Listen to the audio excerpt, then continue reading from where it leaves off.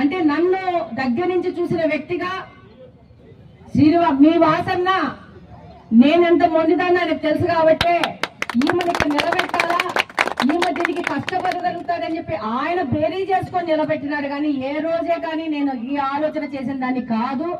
నేనేదో సంసార పరంగా మా పిల్లలు అది ముఖ్యమంటూ తిరుగుతున్న దాన్ని. ఇక్కడ పోటీ చేస్తూ చాలా బాధలు అవమానాలు చాలా అనుభవించిన. నాకు అవసరమా ఇది అని చెప్పేసి కొన్ని వందల సార్లు వాసనను అడిగినా.